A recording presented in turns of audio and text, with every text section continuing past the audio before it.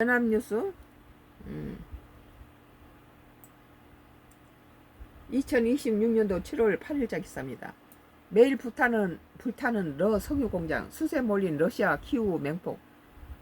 우크라이나가 러시아를 계속 석유 정육 공장을 갖다가 폭파시키자 러시아에서는 기름이 부족해지니까 인도에 팔아먹었던 기름을 다시 되찾아온다는 거예요. 그리고 그 줄지어서 기름을 넣어야 되고, 자동차에 넣어놓은 기름을 더욱 맞는다고 그래요. 러시아에서. 러시아가 기름이 넘쳐나서 남한테 수출하는 나라인데, 이게 우크라이나의 드럼 공격으로 인해서 그 석유 정유 시설이 불타고 있기 때문에 국내에서 자기 국민들이 사용할 기름이 부족하니까 줄을 서서 엄청난 긴 줄이 있더라고요. 줄을 서서 기름을 사야 되고, 그리고 또 나무 차를 가지고 기름을 도둑질하고, 이건 말이 안 되죠 지금.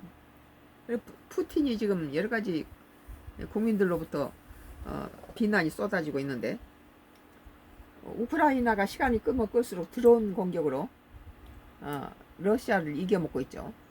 에너지 시설 겨냥한 우크라이나의 연이은 타격에 러시아가 키우 등 우크라 도심을 겨냥한 보복 공격으로 맞서면서 양측 충돌이 격화하는 양식이다.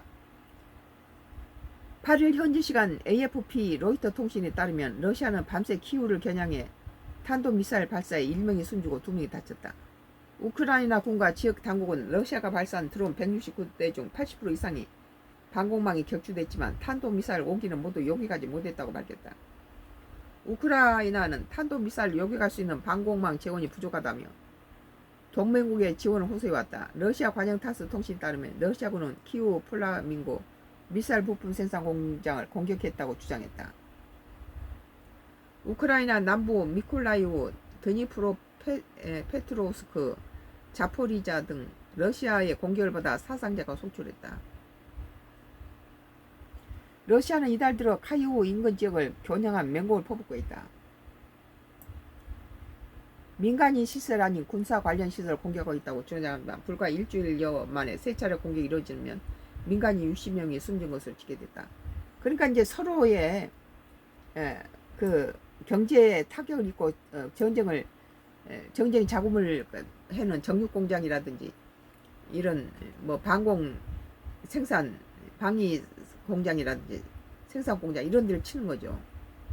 러시아 지역 당국에 따르면 우크라이나는 이날 니즈네캄스크 지역을 드론으로 공격했다. 이곳에는 대형 정육 공장과 드론 생산 시설이 있다. 딱 그런 데만 골라서 안 치는 거죠. 우크라이나군은 이날 크림반도와 우크라이나 남부 점령지로 이어지는 핵심 보급로 아조우해의 선단 9척을 타격했다고 밝혔다. 아조우해의 그림자 선단을 겨냥한 공격은 3일째 이어지고 있다. 러시아가 시로 지배하는 크림반도와 점령지 군부의 연료 보급을 차단하기 위한 것이다. 러시아 국방부는 지난 12일 동안 우크라이나 드론 415를 격추했다고 밝혔다. 우크라이나가 최근 장거리 드론과 플라밍고 미사일을 동원해 러시아의 에너지 시설에 대한 공격 수위를 끌어올리면서 양측의 충돌을 격화하는 양상이다.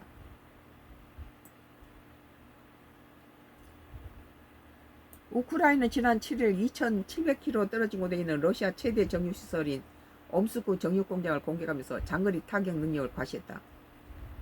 그러니까는 석유 그 생산국인 러시아가 자국의 국민들이 쓸 석유가 없다는 거예요. 그래가지고 아주 길이 아주 길게 늘어서서 자동차에 기름 넣기 위해서 엄청난 길이 늘어서서 있고, 또 기름을 넣기도 힘들고, 또 남이 차에 들어있는 기름을 도적질 한다는 거예요. 훔친다는 거예요. 우크라이나의 지속적인 공격으로 러시아는 최근 연료난을 인정하고 인도와 카자흐스탄에서 휘발유를 수입하기 시작한 것으로 알려졌다. 기름을 수출하던 러시아가 오히려 인도라든지 카자흐스탄에서 휘발유를 수입한다는 거예요.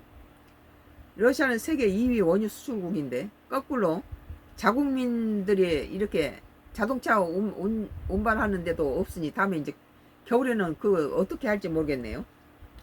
그러니까 우크라이나가 똑똑하죠. 비싼 비싼 그 공격 무기로 한 거야. 나 드론을 가지고 러시아의 중요한 석유라든지 그런 데다 갖다 치니까 러시아가 지금 맥을 못 추고 있죠. 미국과 이란의 종전 합의에도 충돌이 계속되면서 우리나라도 드론을 좀 더 많이 생산했으면 좋겠어요. 러시아와 우크라이나 간 종전평화 협상 체계 여부도 여전히 불투명하다. 미국은 전날 호르무즈 해협에서 상선을 공격한 이란에 대한 대응으로 80개가 넘는 군사표적을 탄격했고, 이란은 바레인, 쿠웨이트 등 미군 기지를 공격했다. 참 이게 남의 일이 아니에요. 만약에 그 중국하고 인도태평양 연안국가에서 중국하고 영토 분쟁을 일으키는 일본이라든지 대만이라든지 베트남, 뭐 필리핀, 인도네시아 이런 나라들하고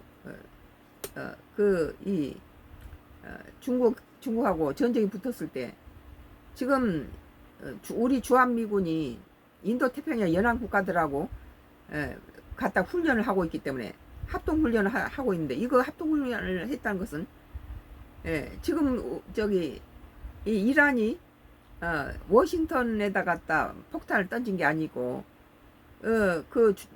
미국군이 주둔하고 있는 이라크라든지 사우디라든지 아랍에미리트라든지 거기에 미군 기지 있는데 거기다 갖다 던진다는 거예요.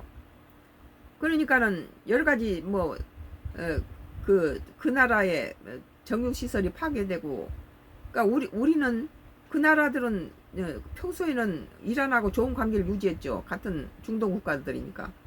근데 미국이 주둔하고 있는 이런 미국 그 주둔지 비행기 거기에 시설이라든지 이런 데를 가지고 미국을 겨냥해서 치는 것이, 그 다음에는 그 지역에 석유 시설을 쳐버리고 이제 이러면서 사우디하고 아랍에미리트가 이제 붕괴하는 거죠.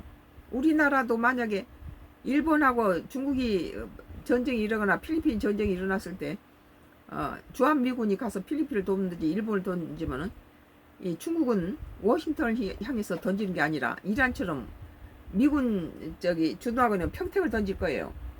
그러니까 이게 남의 일이 아니란 거죠. 미국의 양날의 칼이라는 것이 평소에 전쟁이 안 일어날 때는 미군이 우리나라에 주둔하고 있는 것은 전쟁 억제력을 지니지만 지금 요즘처럼 이런 건 이란 전쟁을 보면은 알 수 있잖아요. 미군이 결코 우리한테 다 도움이 안 된다는 거죠. 모스크바 기반 시설을 겨냥한 공격도 이어지고 있다. 우크라이나는 북대서양 조약기구 정상회의가 막을 올린 전날 드론 430대를 모스크바로 날렸다. 우크라이나의 지속적인 공격으로 러시아는 최근 연료난을 인정하고 인도와 카자흐스탄에 휘발유 수입하기 시작한 것으로 알려졌는데, 미국과 이란의 종전 합의에도 충돌이 계속되면서 러시아와 우크라이나 간의 종전 협상 평화 재개 여부도 여전히 불투명하다.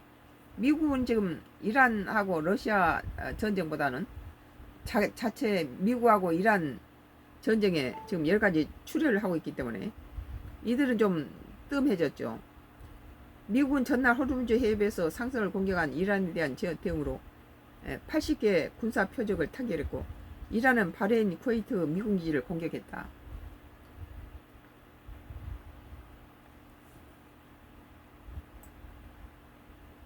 연합뉴스 매일 불타는 석유 공장, 수세 몰린 러시아 키우 맹폭이라는 기사였습니다. 썬가크루스 나의 정치 코멘트는 계속되겠습니다.